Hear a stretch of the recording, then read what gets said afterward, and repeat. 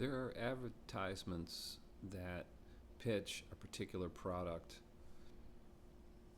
and then there is a type of meta advertising that aims to increase the marginal propensity to consume.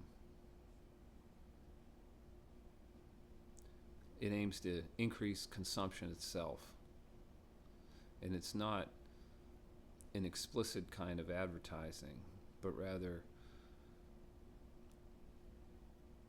the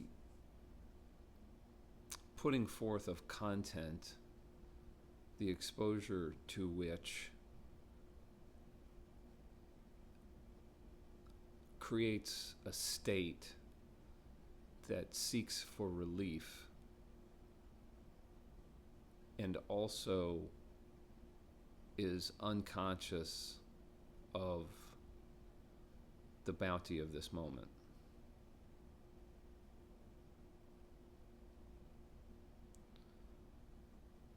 So, one part of this is delusion, and the other part is suffering. The magnification of delusion comes from deeper identification with more superficial things.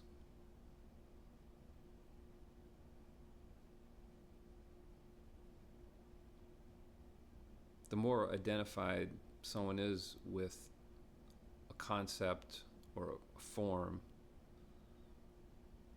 the more deeply identified they are with it, the more umbrage they'll take at its insult. And the more of those things there are,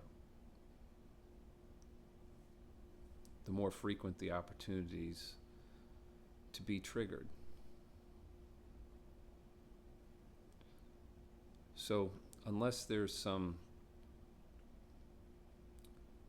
spiritual practice or mindfulness to not be triggered by these things, to not be identified with them, then a person is easily manipulated. If you can decide what content to put in front of them based on the buttons that you've either cultivated in them or discovered within them, which is easily doable today through algorithms, they can know what triggers you. They absolutely do.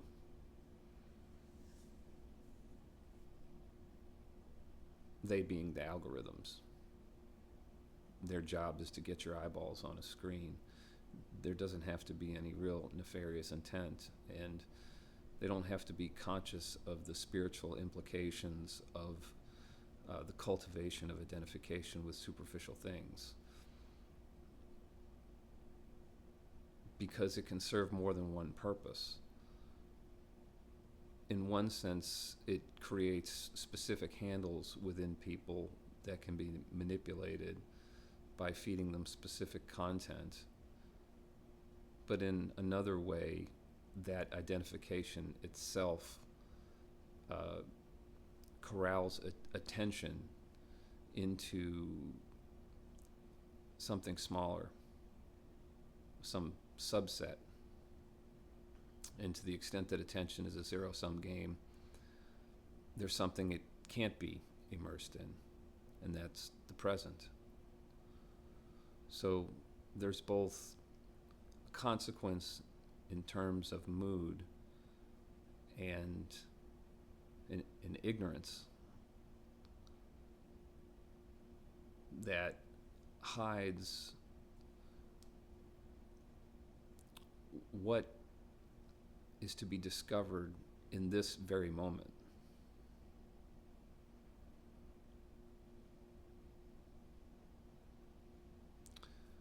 To be aligned with the moment without the aid of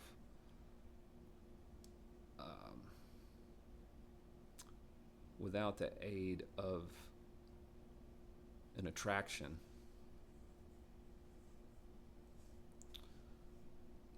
causes boredom.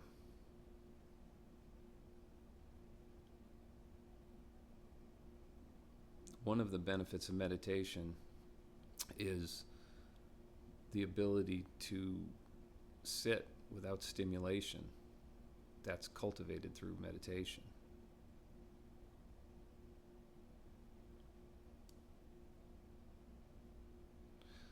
But ultimately,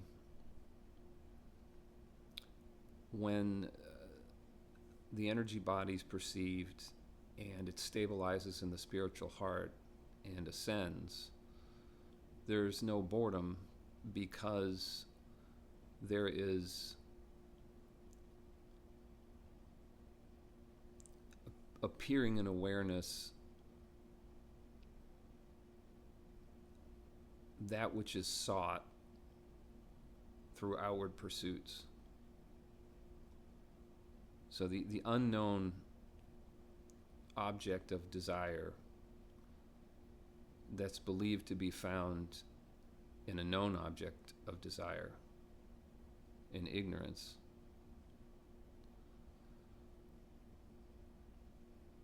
there is the appearance of this, but it's wrongly attributed to the object of desire. So this alignment with reality, with the moment, with what's being expressed.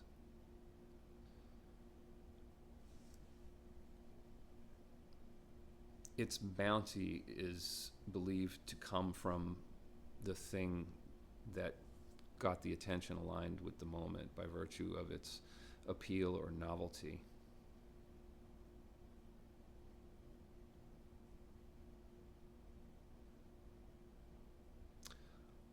But when there is freedom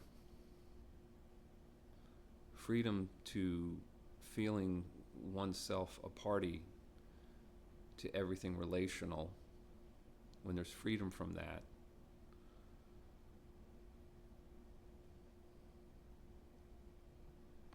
the same love is perceived, or a greater love is perceived, or perhaps it's the contentment that comes with an apex kind of moment, but it's not associated with anything, and it's enhanced with love.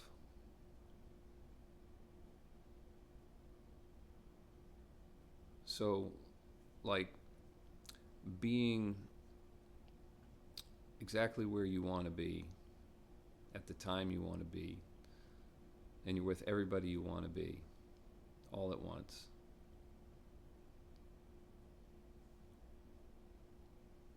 But circumstances are mundane and you're alone.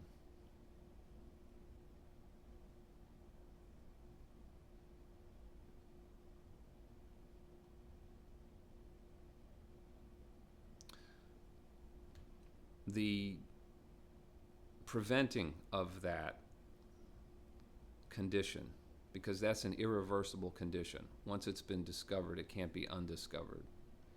And those who put forth content that pulls people away from that, they don't know that that's what they're doing. They don't know experientially that that's what's happening. They may know conceptually that that's possible, but they are not in that state. Because if they were, they would have zero interest in doing what they're doing. Their motivations are a product of that same inversion. They just want to arbitrage eyeballs for revenue to get things that will bring them into the moment. So unconsciousness feeds on unconsciousness, working towards acquisition and experience.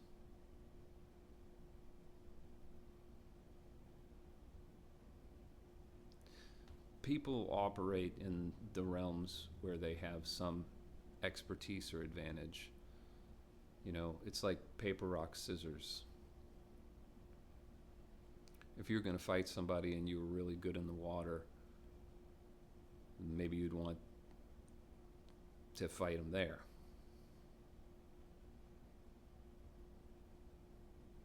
There are people who can't be defeated physically by you.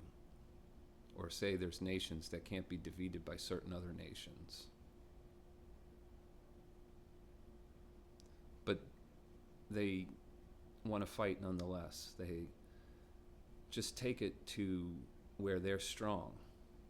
So there's land, sea, and air, but there's also the mind. So there's a propaganda war, and that's quite obvious. But then there's spirit. And it's not spiritual warfare as in like voodoo or black magic or, invoking deities to do bad things in the physical world. In this meta advertising, this inversion, this causing of spiritual inversion in people, it makes for a demoralization. It makes people more territorial.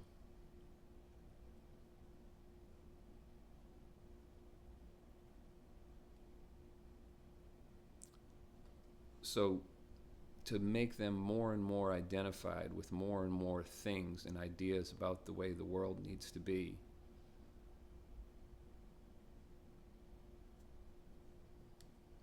it also turns them towards things that are harmful to them in society.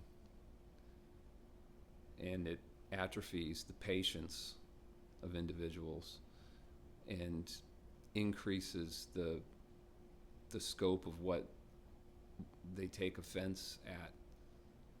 It makes it harder for them to get along.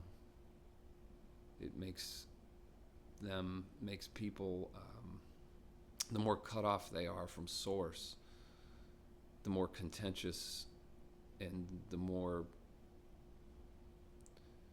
interested in fighting for their opinions they are. They get juice from it.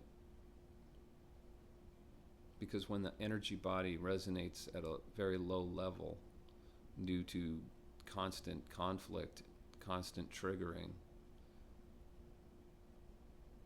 and the pursuit of the things that are believed to bring relief to it, for it, it's harder to have relationships.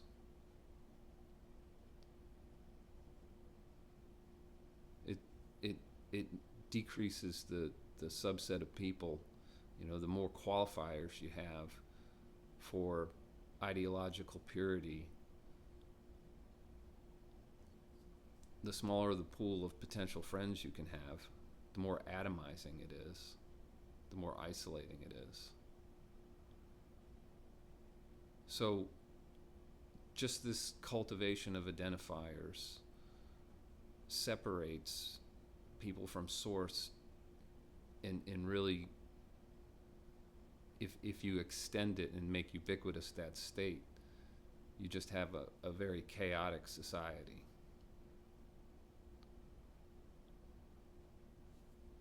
I think people are stranger than they used to be in terms of like their impulse. You just see things on the road more routinely that you didn't see decades ago.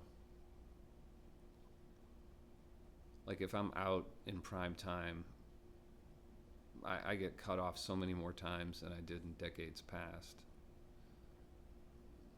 And it seems like the number of people who are willing to, escalate is higher. I know that that's talked about a lot these days. But also just the all-around strangeness of people and mental illness, I guess. I mean, it's always been with us, but there are mundane things that if a person overloads on them, just too much stress, too much pressure. Anybody can crack. So there's no change in the genetic predisposition to necessarily, to go, to have an episode. But it's like there are people who can't take any kind of inconvenience, and they're ready to go crazy.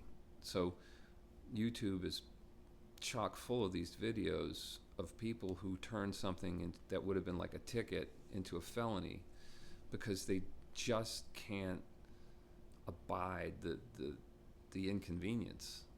It's like they try to run from the situation instead of just confronting it and just saying, okay, well, this is inconvenient, but we'll get through it. And it comes out much worse.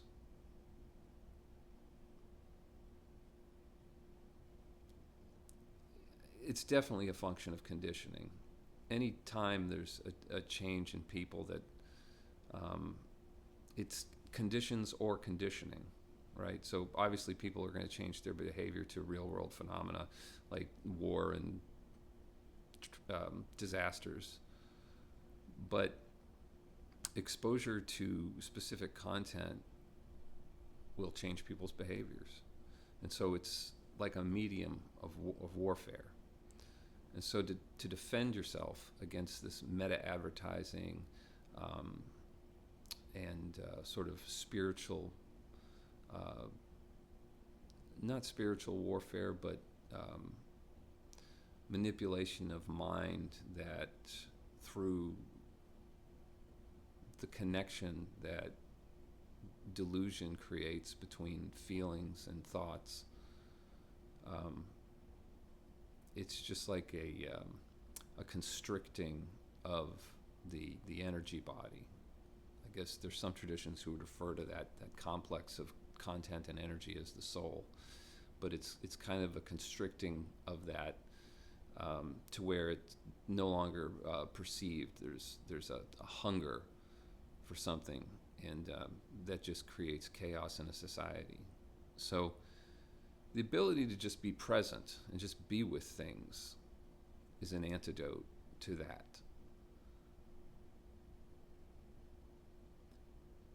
It's like the qualia that constantly revolves in a person's head. It's like a medium for things. Things come at you through the astral in that way. So when there's a head full of noise, things come through, right? There's no space. So things just come right through that medium. You don't know what your next thought's going to be. Nobody knows what their next thought's going to be. And like fish that stratify in the water column, thoughts stratify vibrationally. So with fish, it could be temperature, or what the level of the oxygen is, depending on the season where the oxygen is in a body of water, the fish are going to go there. But with thoughts, it's vibrational level, for a lack of a better way to put it. So if your energy body resonates at a certain level, those are the fish that you're going to encounter. Those are the fish that are going to appear. Because you will notice with the ascension of the energy body in terms of vibration and position that the denizens will change. And both in their appetite, their vibrational appetite, and their population density. So it's not just vibrational density, but also population density. There's just fewer things at the higher levels, because fewer things can gain purchase on the energy body.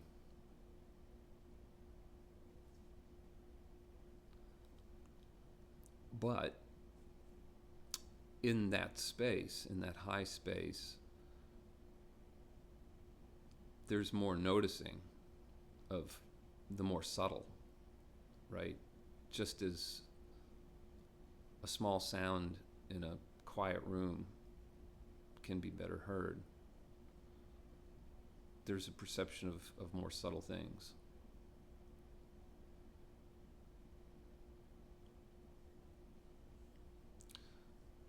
So, in defending one's soul from sort of a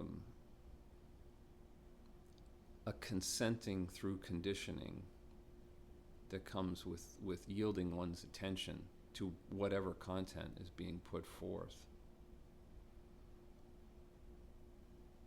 there's not just a freedom from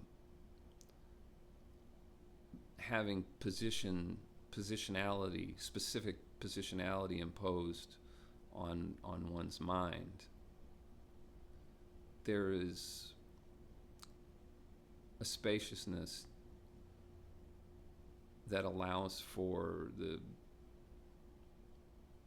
seeing of the connection between ignorance and suffering.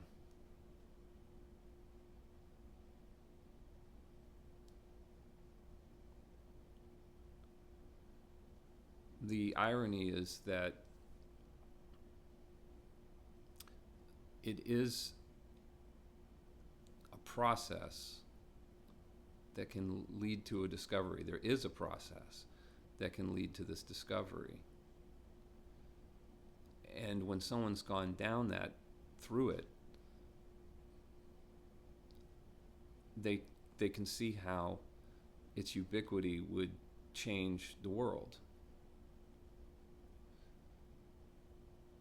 And so at first they want to spread it as much as possible. But then they realize it's like getting struck by lightning. It's just a combination of the right amount of suffering and the right information all coming together, and perhaps even the right energetic arrangement meeting that.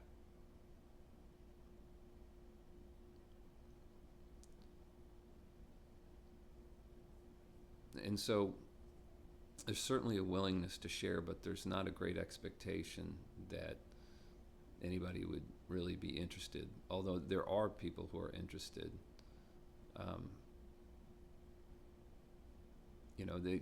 They hopefully just pick up what they can and benefit from it.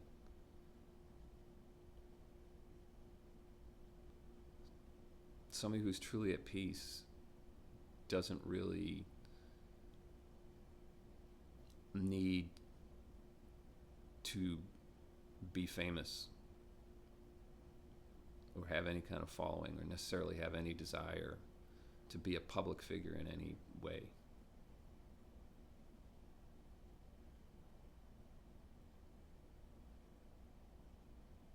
There are stages as well. At least there were, in my experience. There will be times when the lack of importance surrounding real world events, it becomes apparent. So you could find yourself in a business meeting and then just have zero interest and think it's weird that people are just sitting around talking about how to get more money, more units of money.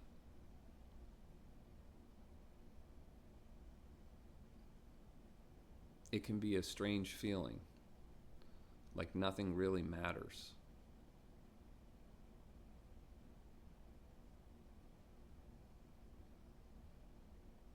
But that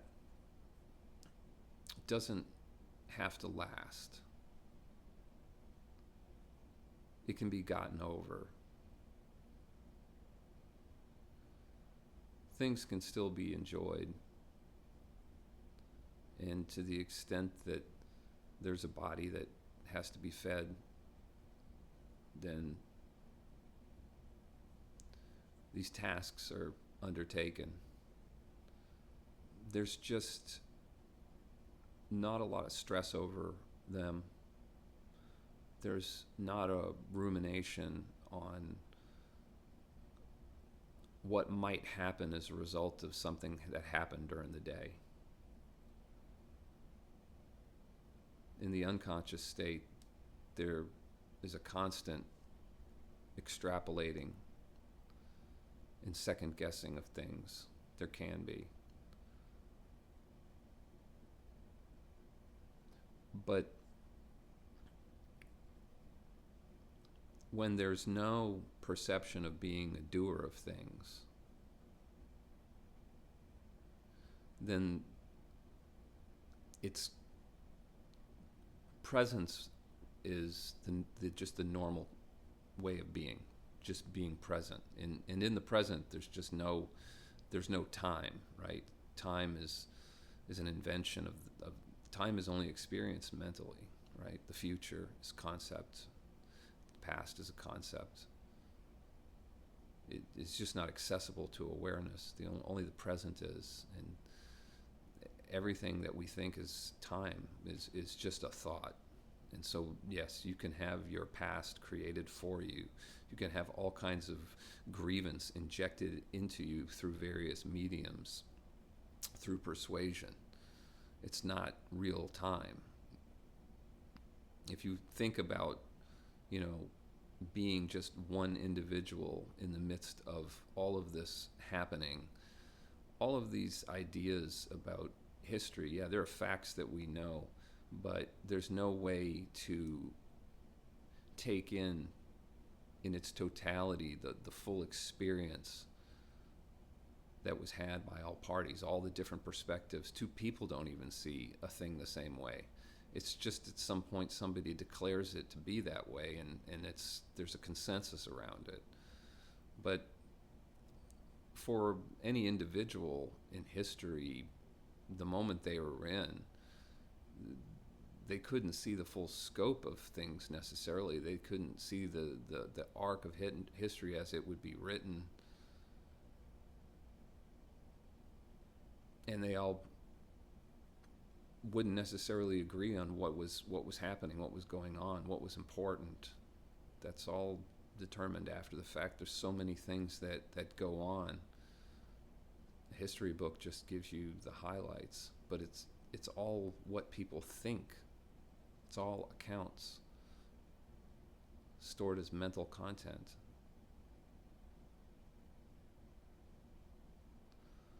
So if insanity is a disconnection from reality, and reality is this moment right now, the predominant state of, thinking 30 to 40, 50,000 thoughts a day like people do, that's a disconnection from reality.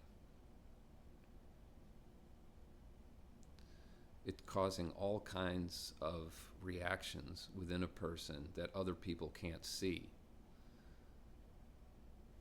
When I'm on the road, I try to be very careful about proximity to other cars, because people have these narratives in their head. And I'll give you an example. There was a guy who, it was on a YouTube video, and he had road rage against somebody who had to stop because of someone in front of them. But this person didn't see the full picture and thought this person was brake checking them.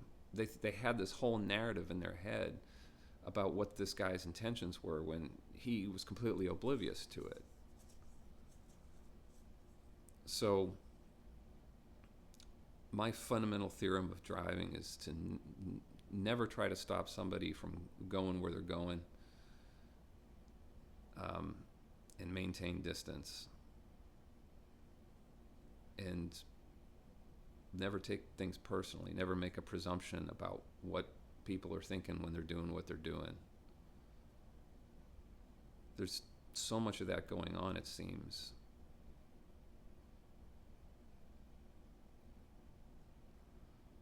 So, freedom is in the present.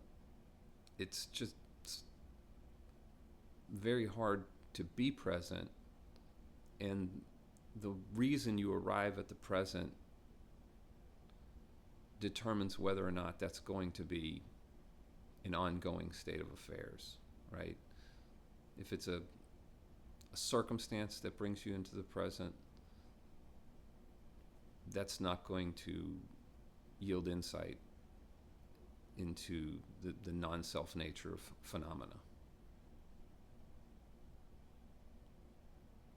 If it's willpower and concentration that brings attention into the present, that's also a temporary state of affairs. And it will cultivate a patience and ability to stay more present, but it doesn't inoculate one from the reaction to the fate of dependently originated phenomena that's identified with.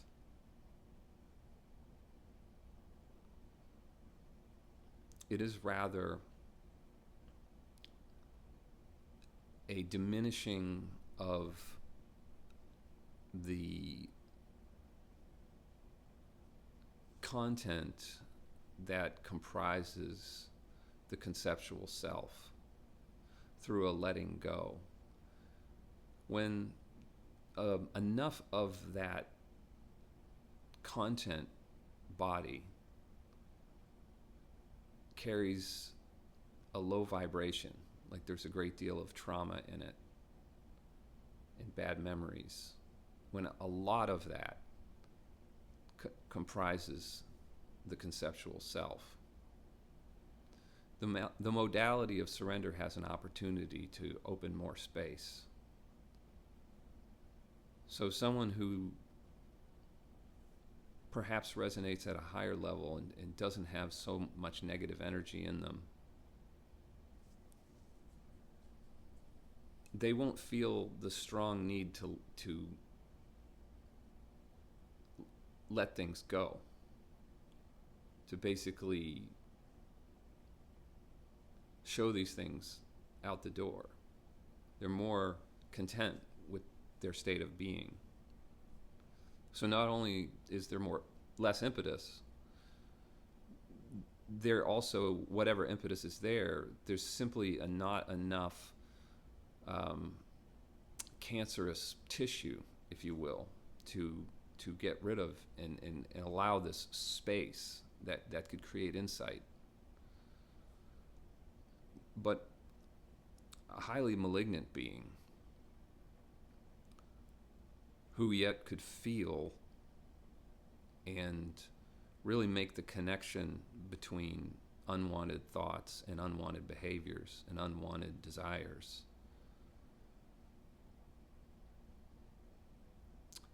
in going through that process of feeling the underlying feelings and giving them over to a higher power and letting them go, there is great impetus to do it because there's relief to be found in letting go. But not only that, just the sheer quantity of content to let go of can allow for a profound change in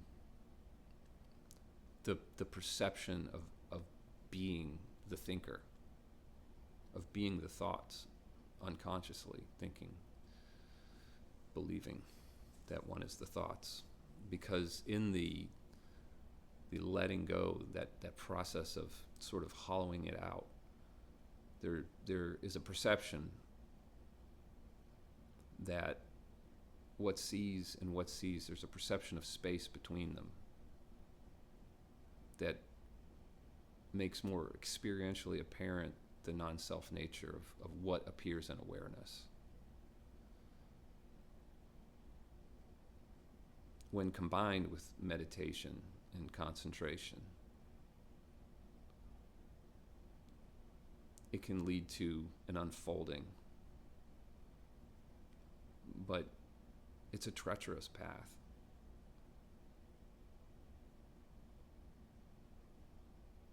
The energy body is nothing to be trifled with. It really, when it makes its appearance, it can be an object of focus to the extent that it's non-relational and doesn't cause proliferation. But if it becomes like an idol, it can perhaps cause delusions. If too much attention is paid to it, it can just become like an aspect of the personality, the ego, like a superpower or something. I've said this before, but I've heard a monk liken it even to this, that it's like a well that you pump with a handle and the water comes out. But then when you try to grab at it, you take your hand off the handle and you can't get it.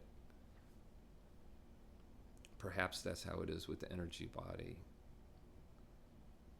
that it shies away from those who would try to engage it.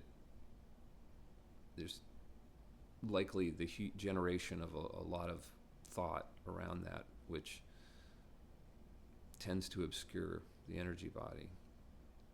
So in just the allowing of it, in just allowing of all the phenomena, there's a spaciousness that allows it to expand.